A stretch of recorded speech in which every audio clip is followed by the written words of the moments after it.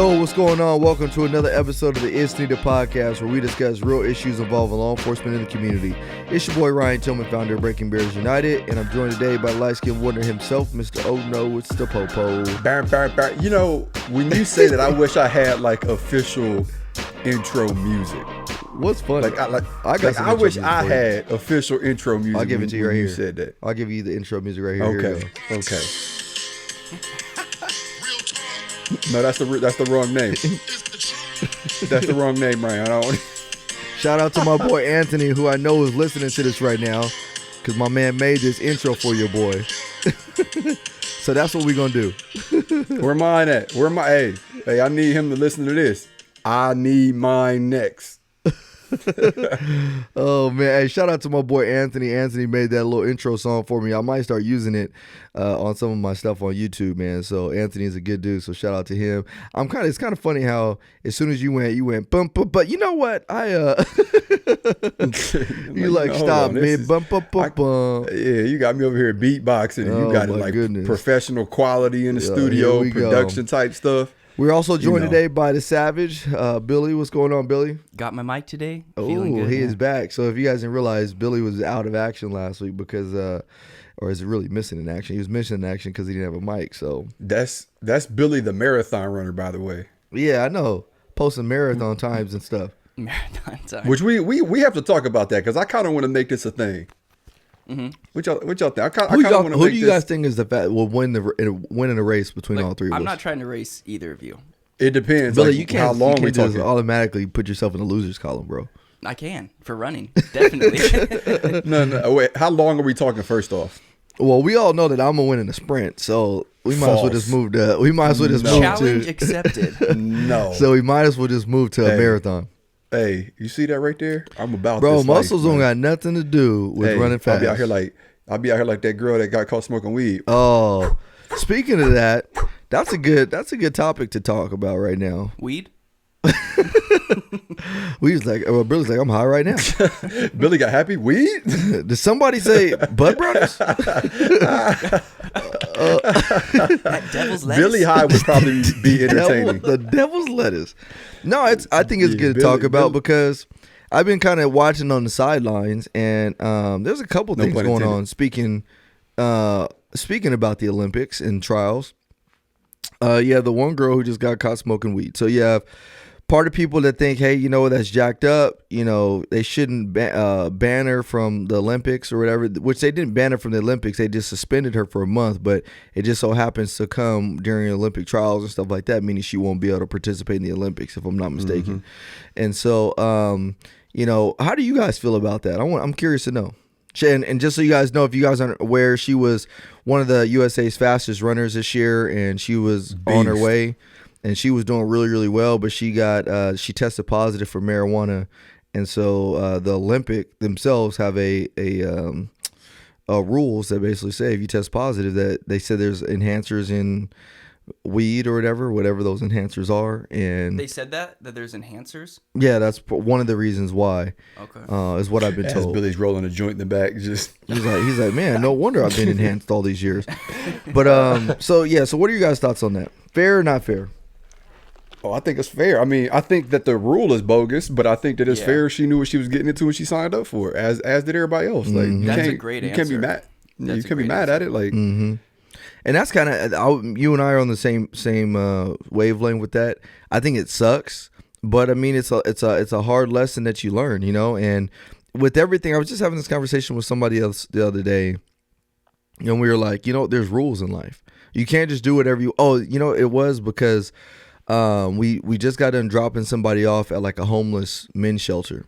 And part of this men's shelter, it's a 9-month commitment that you make in order to go through this program. But after you go through those 9 months, they'll help you get a job. They'll help you find a place. But during that 9 months, they're going to kind of get you to help restore you. And so it's not going to be easy simply because within this house, there are rules. You got to follow the rules. You can't come and go as you please. You can't be doing substance abuse and things like that. And so when we were dropping the guy off, I was telling him, hey, man, there's rules, man. So just make it through this. But in life, there's rules and everything. And so learn how to follow the rules now, so that way later you can make your own rules. And you know, it's kind of along the same lines with this girl. Is it sucks. And do I think they should probably change that rule? Yeah, probably, because we're living in 2021, so there's a different standards, and I think there are things that are more important than you know, testing positive for marijuana. But at the same time, you knew the rules. You know, it'd be like me trying to go out there and get a police officer job, and I know that I can't have marijuana on my background. If I know I can't have marijuana on my background, at least within recent years, and I go out there and roll a blunt last night at 4th of July shenanigans, just thinking like, oh, it's not that big a deal. When I get denied by the local police agency and they say, oh, well, you tested positive, I can't be mad if I knew. You know, it's funny you say that. Go ahead. The first time that I went through my process for CPD, that was one of the reasons they kicked me out. I didn't smoke the day before, but I had smoked. He rolled one up in the parking lot. He was like, man, this is going to help me perform better in my interview. And then, you know, I'm not ashamed of this. I'll put it out there. I definitely don't encourage people to follow this path, but, you know, it is what it is. When I was filling out my background packet, so for those of you who don't know, most police agencies, when you start the hiring process, they send you a background packet, and it's about the size of a phone book, and you basically put your entire life on in this packet, right? And then they go through it and they know all about you, right? So, you know, of course, I get to like the drug usage section, and I'm like sweating bullets, like, okay, this is where I get disqualified. And there's the marijuana section, and it's like, have you ever smoked marijuana? And I go, yes. And then the next box got me. The next box got me. It said, how many times? So I left it blank. I'm like, I'm not filling this out. I feel like the whole rest of the thing, I go to my mentor. I'm like, hey, what should I put in here? He's like, well, how many times have you smoked? And I'm like, I don't know. Like, I wouldn't even know where to begin. Smoke like, weed every day. That was my lifestyle growing up, right? Nate Dogg serious. Did they ask you? Because you left it blank. I'm guessing they brought it up. So this is what happened. So I'm going back and forth with my mentor, and he's like, well, you don't know how many times, you got to calculate. And I'm like, there's no way I could calculate how many times I smoked. Like there was like a 3-year stretch where it was just carry the 3. So he's like, all right, write intermittent use throughout younger years in this box. And I'm like, bruh. That's a professional way of saying it. AJ's like, what does intermittent mean? So, intermediate use. So I write in the box is small, like it's meant for a number, right? Like 10, not intermittent use throughout younger years.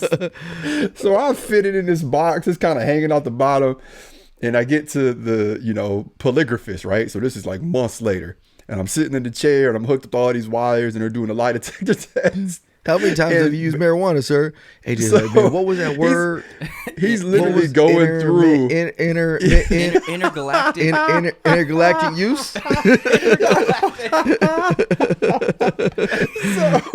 So he's going through every question in it. Like, is it true you did this? Yes. Is it true you did this? And then he stops, like his whole rhythm is thrown off. And you can tell he's trying to read it. And he just starts laughing. He goes, hey, I need a number for this question. I was like, I'm like, bro, I don't know. So finally he gets to a number so high. I was like, y'all ain't about to hire me anyway. Sure. But to say the least, they didn't want me that time. So this is a lot.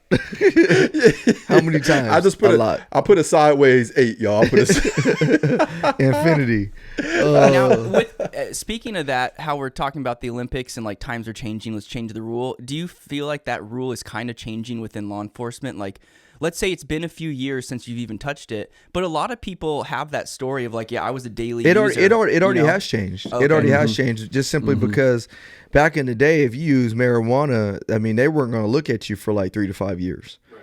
So now it's not an automatic disqualifier if you use marijuana. It just depends on, it still depends on how recent. Like you can't smoke weed yesterday and be like, hey man, I promise you I'm going to stop once I get this job. Like, it don't work like different. That. So I think ours is like 6 months to a year. Yeah. So, but again, it's also changing though too, as the laws change, federal laws change, and that's kind of been the great debate within law enforcement. Like, if federal laws legalize marijuana, then it almost becomes like alcohol in a sense, right? You know what I mean? Because it's not illegal to drink alcohol. So.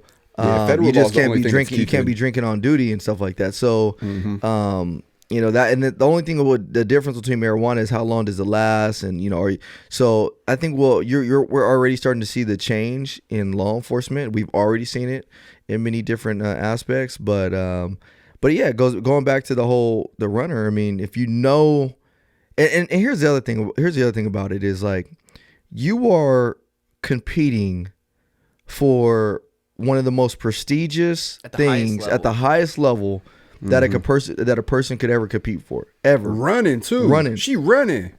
Ever. You need your lungs. Well, I mean, it could have been anything. It could have been bulls or whatever. And so I'm not critiquing her from using the marijuana or whatever. But it's like you have to be able to make those better decisions to know there's a time and a place. You know, and if you know you're competing, I remember when I played football, there were certain things that I didn't do during football season. Just simply because my focus was I'm trying to play football. So I maybe wouldn't go out one night. I maybe wouldn't be kicking it with the homies one night just because I had a priority. And so it's a hard lesson that needs to be learned. But I personally think like, hey, if it's a rule, because this is where the slippery slope comes in.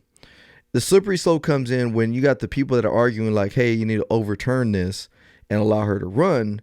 Well, where do we draw the line of it's okay to, like, you still can't break rules. You can't break laws, because now everybody would be able to argue and say, well, I only shot him one time. I didn't mean to do it.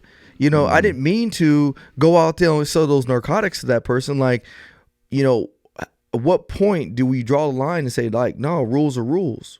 You know what I mean? Because it's a reflection of how life is. You got laws. Laws are laws. And you know what I mean? So I was kind of thinking about that when I was, you know, evaluating that whole situation. I had nightmares after I quit smoking that I would accidentally smoke, because I had my goal, right? Like, okay, I need to not smoke this many years right before I apply for CPD. And I would legit have like a nightmare where I'm like at a party and people are like passing the joint around or the blunt around, and I would grab it and take a hit, and I would wake up like, like, what just happened? And I'm like sweating like, whew, all right. It was real, man. It was real. So that brings me up to the second story, Olympic story, is the girl that turned her back towards the flag when that don't make no sense to me. No, it don't make no. I'm not even gonna cut you off, but like, why compete? Well, I'm sorry. I'll let you go ahead. I'm jumping the gun here. No. Go ahead. Why represent and compete for a country that you're not proud of? Yeah. It doesn't make me. Another part of that too is like, I saw a picture of Carl Lewis standing on the podium next to a guy who's a Nazi giving the Hail Hitler sign as he's standing next to him. Yeah. I don't know if you guys seen that movie about Carl Lewis. If you haven't, I recommend it. But that dude Carl Lewis went through some crazy things. Imagine running in a race where Hitler essentially tried to boycott the Olympics because there were other races running in the Olympics. Yeah. So he's the only black guy. Not only is he the only black guy, or no, there was a couple black guys, I think. Or was there a couple? I can't remember. But he was the main. He was the main, and he, you know, medaled in almost every event that he ran. But imagine running next to people that you know flat out are racist, like. And not just the races like, you know, they said an N-word here or there. Like, these are the races that are putting people up in concentration camps type races. Like, they want to exterminate. They want to exterminate, annihilate the race. And you're running and competing next to these people with Hitler in the booth watching you. Yeah, that's the crazy part about it right there, man. You know what I mean? But you are running for a country that, even though it may not have been the prettiest, even though it may not have been the cleanest, and I'm sure there was I know there was some adversity for Carl Lewis, even competing in the United States, you still ran for a country that allowed you to compete at that stage against people that wanted to annihilate you as a race. That is somebody, and he stood there and saluted the flag as he at the end of all of his races. But yet we have somebody turning their back towards the flag. So here's my thing. I get it. You are upset because you feel like there are racial disparities. You're upset because you still believe that there is systematic racism. You're upset because of mistreatment that you may have received. But you still have the ability to compete at that level. I can tell you, as a black man, I have had the opportunity that white people haven't even gotten the opportunity to do in certain aspects of my life. I've had the opportunity to go out there and create a business. I've had the opportunity to give my family a good life. And so is it going to be perfect? No, it's not going to be perfect. But why would I want life to be perfect? Because perfection is made of the imperfection. And so, I have a hard time seeing when people turn their back towards a flag, when it's like you don't even really know the blood, sweat, and tears that was shed to live in this country and for you to compete at that level. And I want people to understand the difference as well. So I don't know if everyone's familiar or not, but in 1968, I just had to look up their names because I didn't know them offhand. So just know that I don't just randomly have this information. They're like, dang, AJ this. smart. So I knew the picture, right? He's smart. I remember there were 2 African American males who were holding up Black Power during the Olympics. I didn't know what year it was. I didn't know their names, but I knew the story behind it. But anyway, that happened in 1968, and it was Tommy Smith and John Carlos, and it was during the Star Spangled Banner. But the difference, for me at least, in that situation compared to this, is she actually turned her back on the flag and on the anthem, to where these 2 individuals were like, yo, we're Americans, like we're proud to be Americans, but we're also proud to be Black. We're raising awareness for everything that's going on. So that's the big difference to me, and that's the comparison that people are going to make with this, right? Like, well, this has been going on for years, and it's okay to raise awareness, and you're right, like it is absolutely okay to raise awareness, but like you have to be proud of the country that you live in, especially when you're competing as an Olympian. Bottom line is she got 3rd place. She's a loser. So let's just talk. let's just talk to 1st place and see there. Yeah, Billy done took a hit of that joint. Oh man, he high as ever right now. But no, but again, I mean, turning your back on something is one of the most ultimate signs of disrespect. And can she be honest and say that America turned its back on her? You know what I mean? If you could you be honest? Like, has America turned its back on you? And if America ain't turning its back on you, then why are you turning it back on him or it? Man, you know what I mean? So this is along the same lines, but kind of not. But we'll tie it in. I had an amazing talk with a coworker the other day, and you'll see where I'm going with this. So this coworker's a white guy. He's got an interesting personality. Like he's very like I'm in charge when I'm on the scene, but he's cool, but sometimes he's not. I don't know. I'm still figuring him out. He's somewhat new to we all know people like that, to the precinct that I work, right? So I'm filling him out. So the other day I caught him by himself in the cruiser. So I walk up. I'm like, I'm gonna just talk to this dude for a little bit. So I started talking to him, and he flat out said, and I was so excited when he said it. He was like, I'm not sure I'll ever be able to comprehend what it's like to live in the area that we work. And when he said that, I was like, let's go. And I was like, the fact that you said that and know that means that you're light years above light years ahead of everyone else. And then we just had this amazing talk about like, what is it like to be Black in America? What is it like to be Black in the inner city? What is it like to have a cultural gap? What is it like to be a police officer in a Black community? How do we help? And he was genuinely intrigued. And prior to this conversation, I'll just be transparent. And I told him the same thing.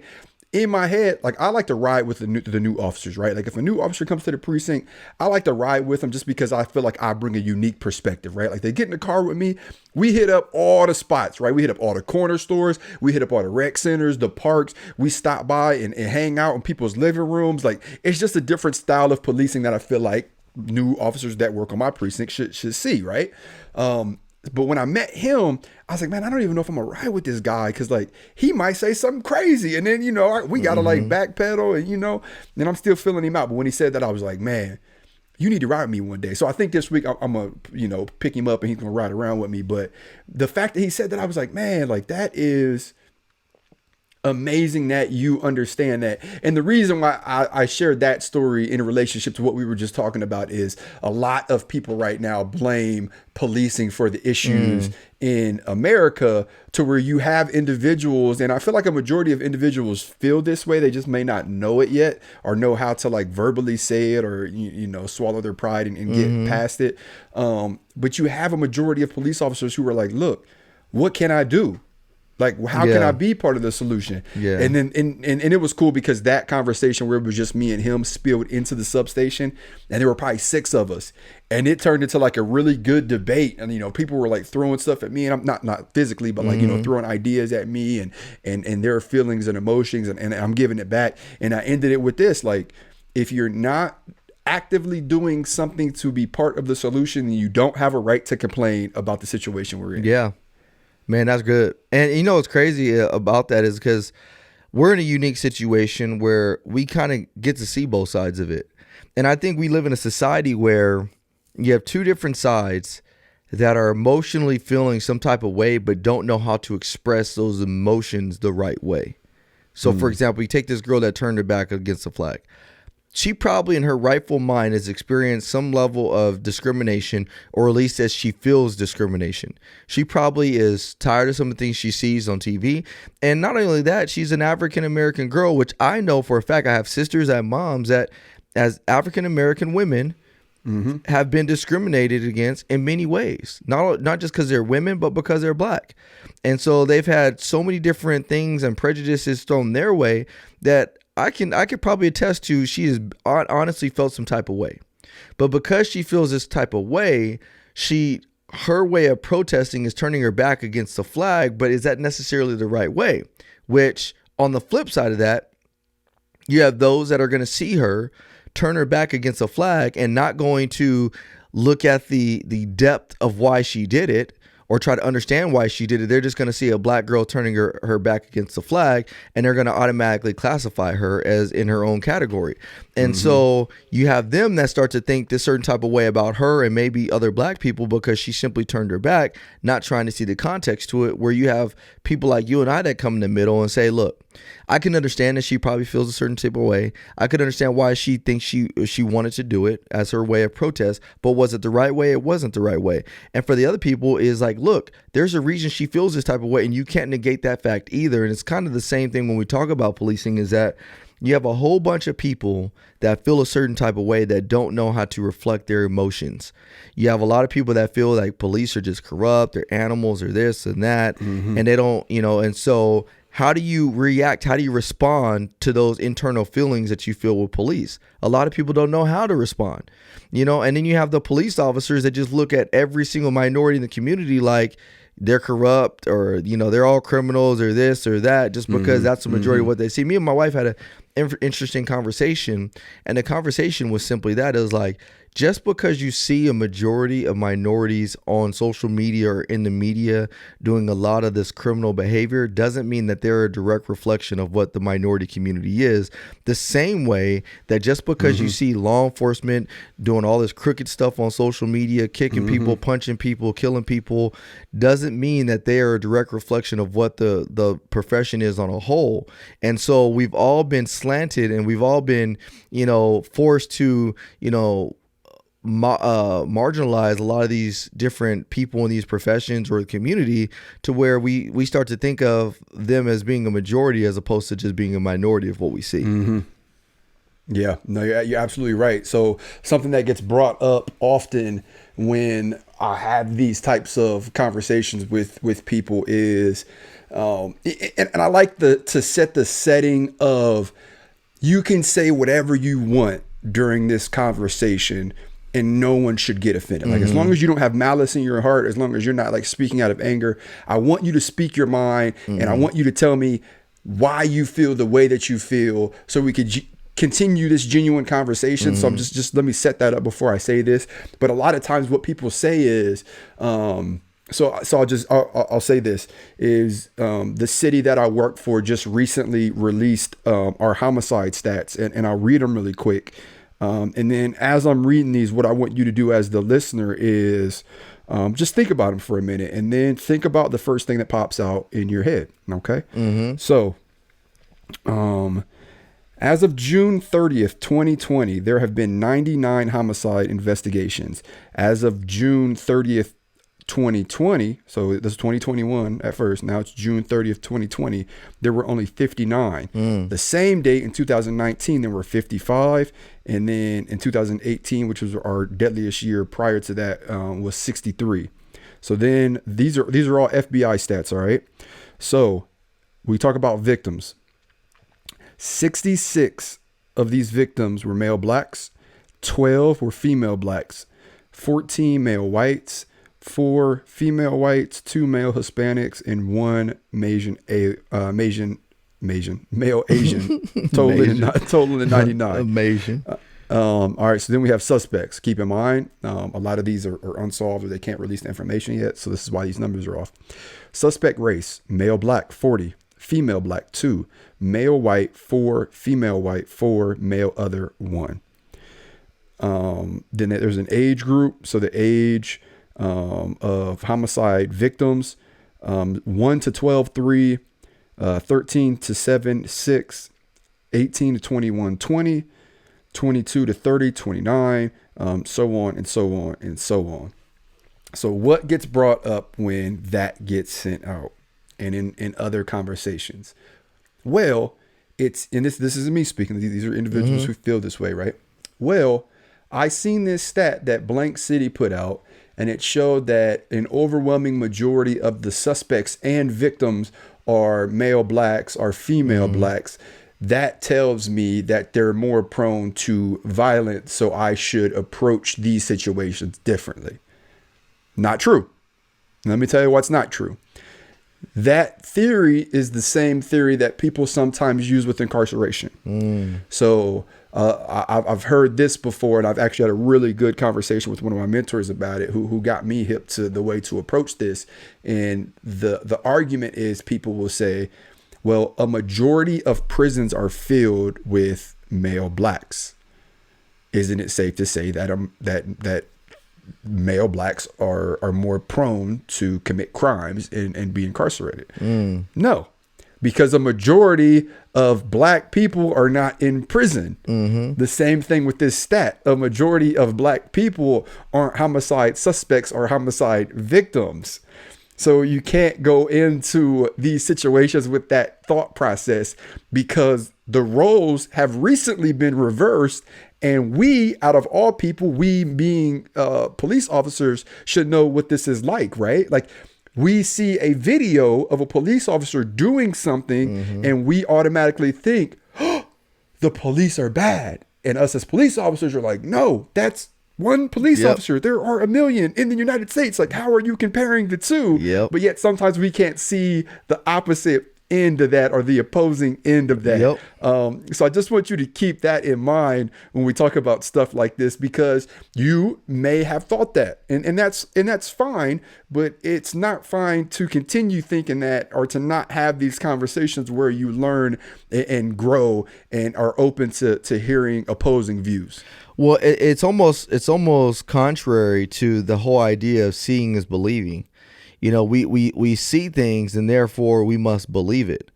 But that's what so makes the media and social media so dangerous, is you see all these things and over time you really start to believe these things and forget that, no, there's a majority of the people in these, groups or ethnic groups or whatever it is are not what is being portrayed. That's why things got so dangerous when, social media got popular, because think about things, and some people will say, well, no, social media just made us more aware of the real issues that are going on. But I asked the question, but did it? Or did it make us aware of what they want us to make us aware of? You know what I mean? Like, before social media, you had all these problems going on in the world, but the thing about the great thing about not having social media back in the days is it didn't really taint our perspective on things. Your perspective was tainted based off of the area and demographic you grew up in, not based off of everything you see online. And so we kind of got to get away from this whole idea of, just because I didn't see it doesn't mean it doesn't exist, or just because I see it means that this must be true and factual. That's what we got to stay away from. Something else that got brought up during this conversation that gets brought up often, and this is good. I like this, because it's an opportunity for us to have the conversation. And Billy, I want you to chirp in too if you got something. Billy but just it's also out. Oh, gotcha. It's cool. Go ahead. It's also an opportunity for our listeners to participate too, even though we can't have this back and forth. Like, maybe you can message me or message Ryan, and we could continue this dialogue. But something else that got brought up during this was, I played So shortly after I got hurt, I was invited to speak for a majority black fraternity. And it was a stop the violence, let's come together, and work together towards a solution type event. And they wanted me to keynote it, right? But like a sort of an abbreviated keynote. So I wrote something super last minute and I gave this speech, and it was like a 10-minute speech maybe. And I didn't post it on purpose because I don't think that a majority of people are ready to hear what I said on this stage without me having the opportunity to talk about whatever it is that rubbed you the wrong way in the speech. Because in the speech, I address both sides, and I do it very fluid, right? Like I jump from one side to the next, back, forth. And then at the end, I say, hey, look, this is what we could look like when we come together. But, I talk about what it's like being a police officer in these situations and what it was like for me to stand on the front line and see my two brothers in blue, Officer Blank and Officer Blank, who were both male blacks, but then to look across the street and see my two other brothers in blue, Jones and Hale, who are white, and the comparison in the two and how I'm afraid for them in this situation. And then on the opposite end of the thing, on the opposite end of the spectrum, I talked about what it was like for me growing up personally, having to work twice as hard for half the recognition, blah, blah, blah. And there's always one group that's upset when I play the speech. So that's why I didn't post it online. And just to give you a quick breakdown of what that speech looked like. All right. So I play the speech. Then, of course, there are people who are rubbed the wrong way about something that I said, right? So something that gets brought up is, when you talk about you want to be the change in law enforcement all the time, what is the change that you're constantly referring to? And there was passion behind this statement, right? So, I crack a smile and I'm like, that is a great question. And I'm like, well, let me break this down to you. My grandmother, okay? Now, my great-great-great-great-grandmother, my grandmother grew up in a very small town called Ashtabula, Ohio, okay? Look it up. It is super small. It's in the northeast part of Ohio. Her being a female black, she had 9 kids. She experienced real racism. She was called names. She was spit on. She was pulled over by the police and harassed constantly. Like, she experienced it. And this isn't me blowing it out of proportion or trying to paint a more vivid picture than what it is. Like, she actually experienced racism firsthand. So what did she do to every single one of her children that she had? 9 children. She told her kids what she experienced because she loves her kids, right? Hey, you can be cautious when you interact with the police, okay? Kids, please do me that favor. This is what I've experienced. The same thing that you will do to your kids, Lord willing, if you have them. You'll pass that information down, right? Like, I pass everything that I can, and I will continue to pass everything that I can down to my son because I care about him. I want him to have the easiest life that I could set up for him. So any hurdle that I had to jump, I'm gonna tell him how I jumped it. Any obstacle that I faced, I'm gonna tell him how I went around it or through it. I'm going to be there to walk him through step by step. My grandmother did the same thing. Hey, my sons and daughters, this is what I've experienced in my lifetime. I need you to be cautious and eerie of the police every time you interact with them. Okay, that seed's planted. My aunts, my uncles, they grow up, right? So, and this is kind of a weird, I know I transitioned from aunts to uncles, but the family tree gets kind of shaky, and I'll break that down later, whatever. So my aunts and uncles, they start to grow up, get a little older, that seed gets watered, right? How does that seed get watered? They turn on the radio, F the police, F them. They turn on the TV, they see Rodney King and they see all this other stuff, right? And then maybe they have just one bad interaction with the police. That one bad interaction is enough to solidify that thought process forever, right? My grandmother told me my mother told me this. I love my mother. She always looked out for me. She passed on good information. The seed got watered. It sprouts, right? So then what happens?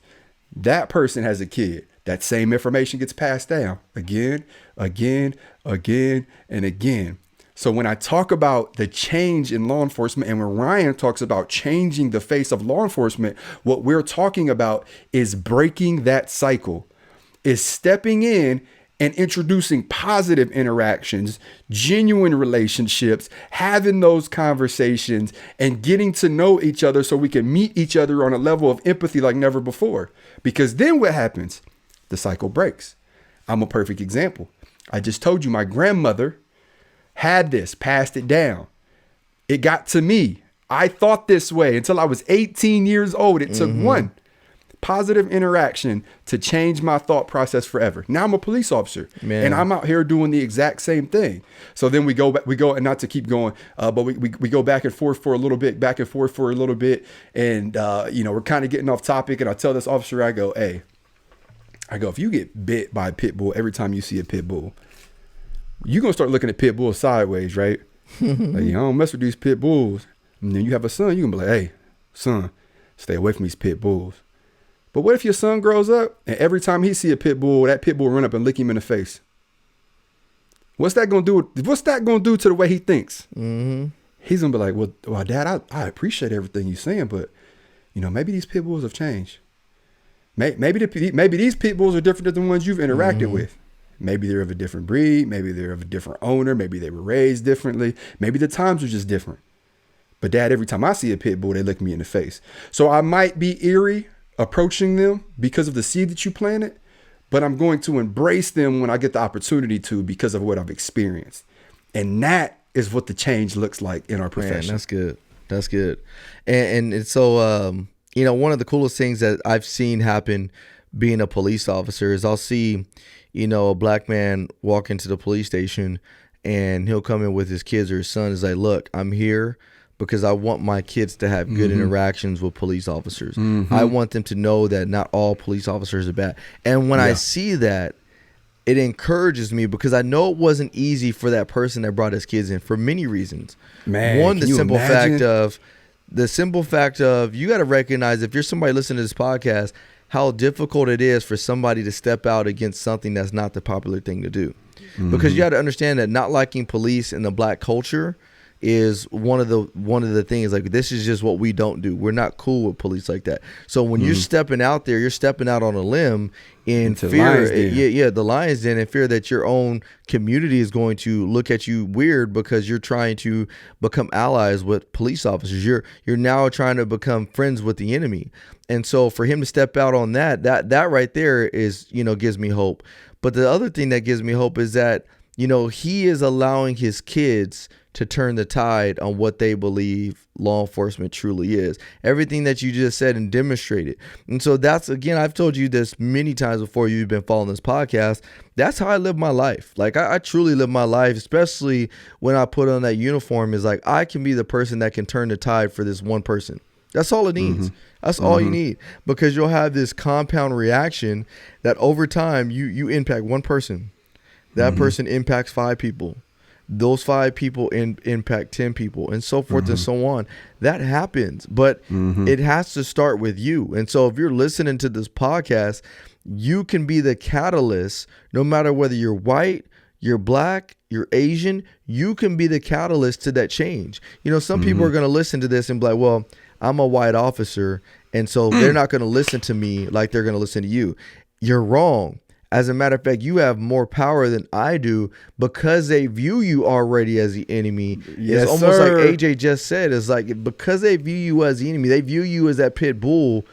How are they going to view you when you're that pit bull that comes and licks them in the face? Yep. And so you possess that power to go out there and stimulate the change that the world needs to see, because they view you as the enemy. And if you're a black officer listening to this, you have the power because you're in a unique position that allows you to see both sides of the truth. And because you see both sides of the truth, it allows you to go out there and be empathetic to both sides, which also stimulates change. Or let's just say that you're an Asian person, you're like, I don't really have a side in all this. I'm more so, or a Hispanic officer, I don't really have a side. But you do, because in the Hispanic community, the Hispanics also have their own culture and the way they feel about law enforcement. It's funny, I was actually doing a community forum a couple weeks ago, and one of the things I learned about the Asian culture is the Asian culture doesn't really like law enforcement. And here's what's so interesting about this all. When I did this community forum, we sat there and we had an Asian pastor on the panel, you had a black pastor on the panel, you had a Hispanic officer on the panel, and we were having this conversation about how all these different minority groups view policing. And in those 3 groups I just mentioned, Asian, black, and Hispanic, every single one of those ethnic groups, the majority of the people were not pro police officers. But the reason they weren't pro police officer were all for different reasons. You have black people that don't really like police officers based on the historical history we have from slaves and this and that and the civil rights movement. You have Hispanics that don't really like police officers because they're in fear that they're going to deport them every time you walk into their house.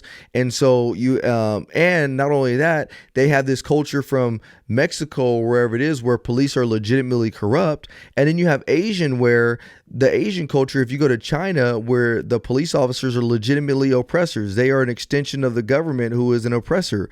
And so when you have police officers show up at your door in China or wherever other Asian continent or Asian country, they will show up and be an oppressor. So all these different ethnic groups have a dislike for police for the wrong reason, or not the wrong reasons, but for different reasons. And because of that, you all possess the ability as a representation of your minority group to go out there and stimulate or emulate what good police work is all about and what good police officers go out there and do. And so I don't want anybody to use that excuse, well, I don't really have a leg in the race, or, this isn't really my fight. No, It's all of our fight in many different ways. Go ahead, AJ. That's bro.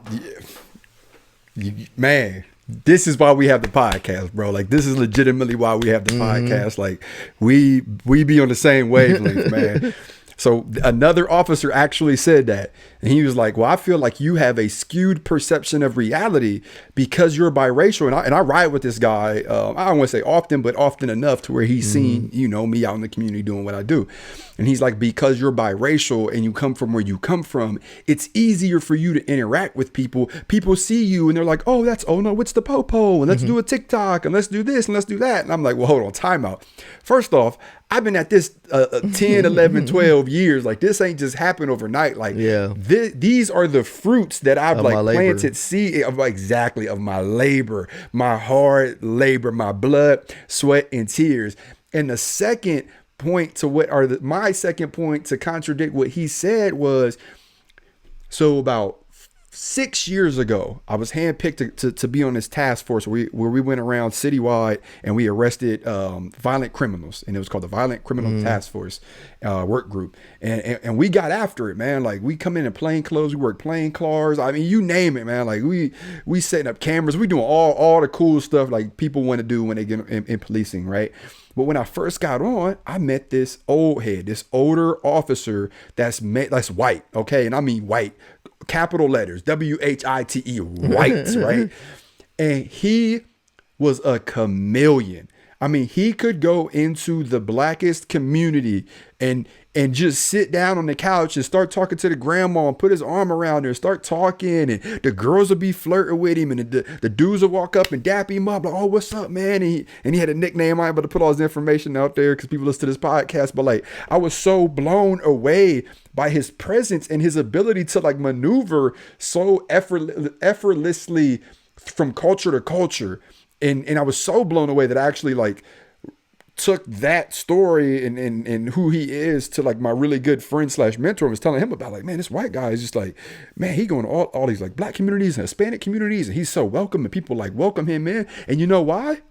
Because it's not expected. So this same officer, I was riding around with this same officer, right, a couple weeks ago, and I was like, hey man, next time we pull up on somebody, what I want you to do is go, yeah, what up?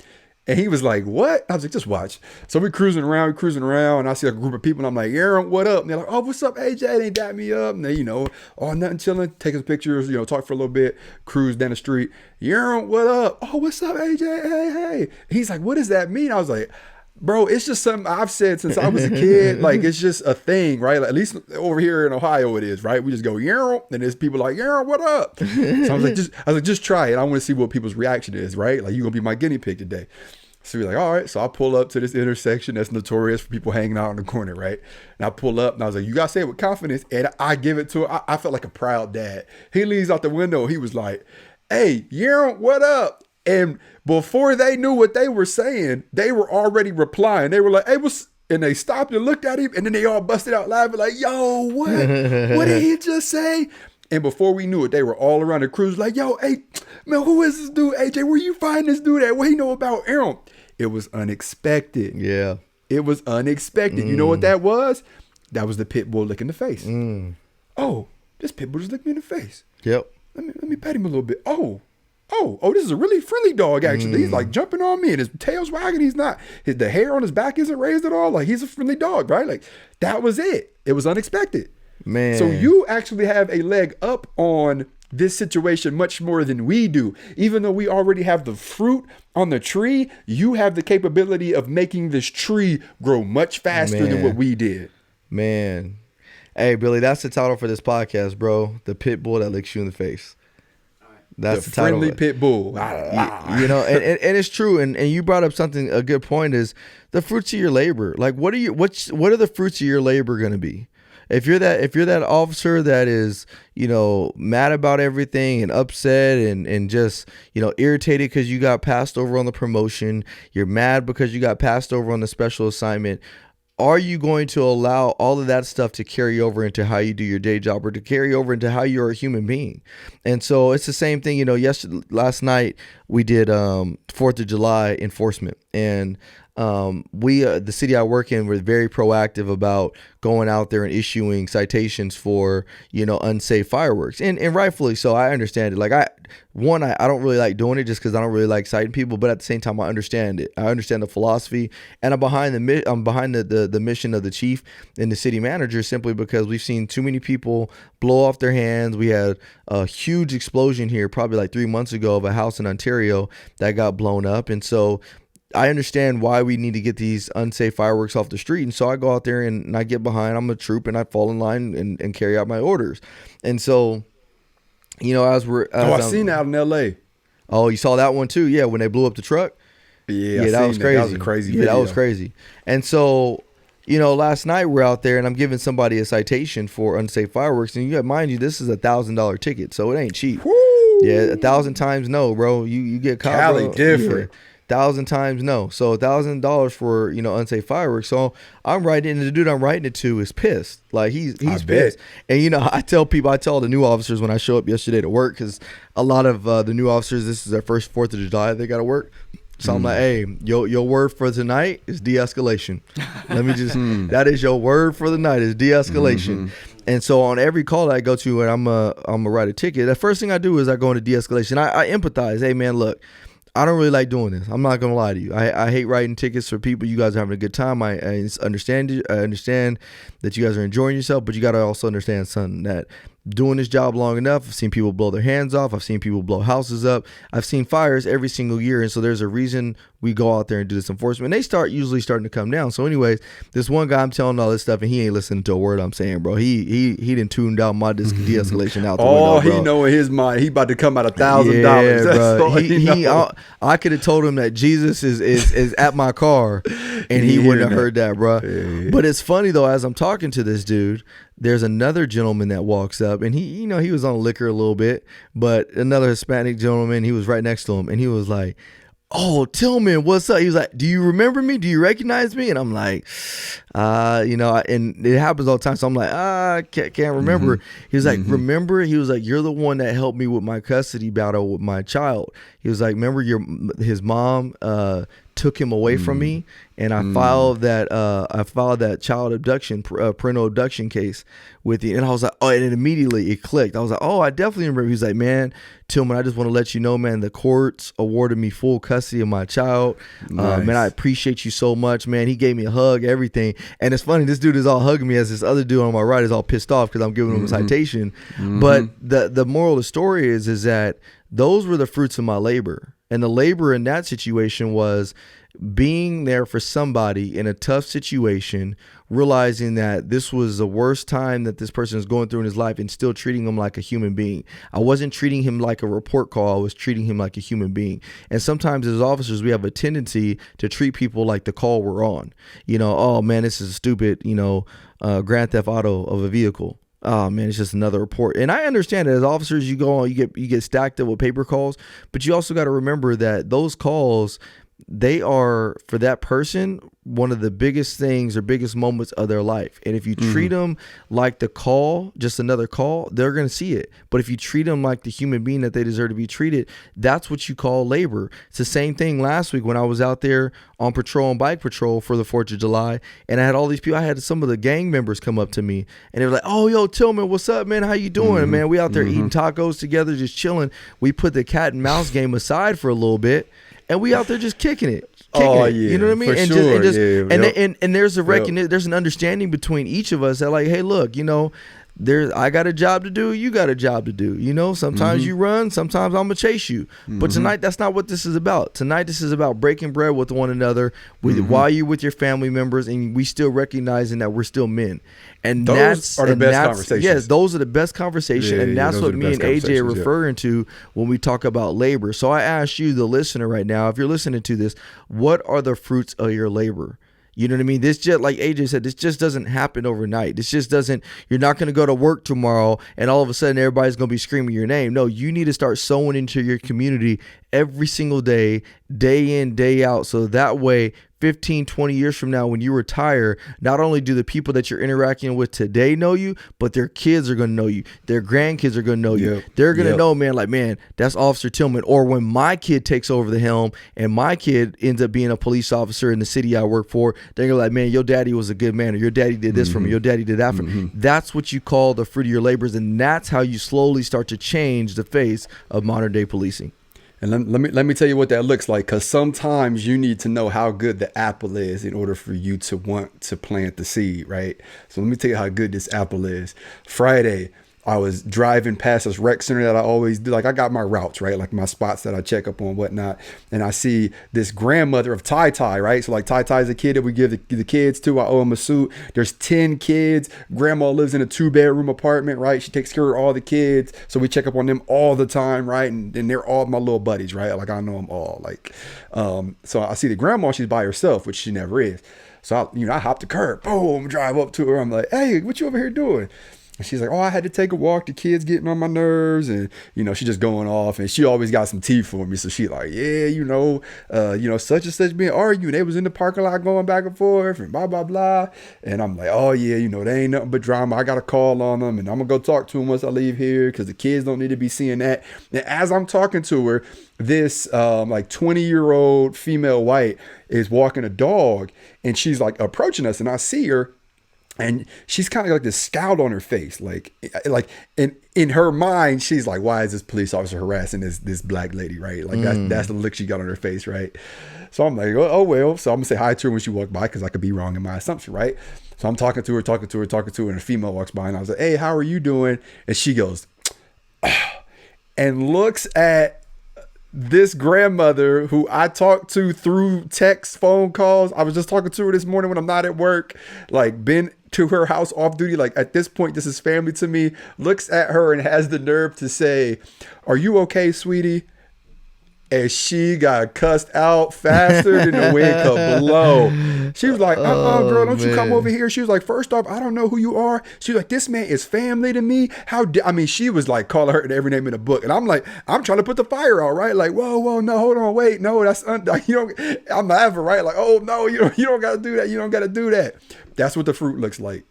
That's what the fruit looks like. The fruit looks like making your job 10 times easier. The fruit looks like actually having meaningful relationships with people, right? Like, you have to have meaningful relationships with people in order to survive, period, right? Like, Jesus ain't do this on his own. He had 10 people he was rolling with, right? Like, you have to have relationships with people.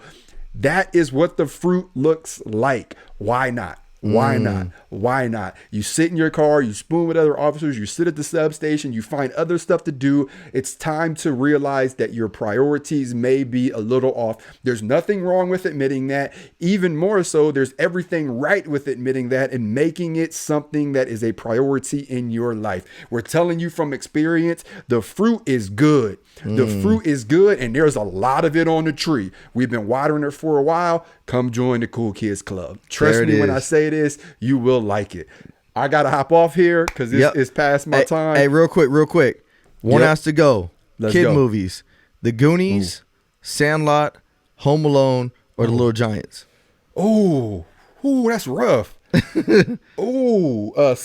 Billy's over here on his phone looking him up like, man, what movie is this? Wait, you said Sandlot's Home Alone, Sandlot, Little Giants? Home Alone, The Goonies, Sandlot, Little Giants, and what was the other one I had? Home Alone. Home Alone. No, not the Goonies. No, not the Goonies. Little Giants. Little Giants got to go. Oh. Little Giants got to go.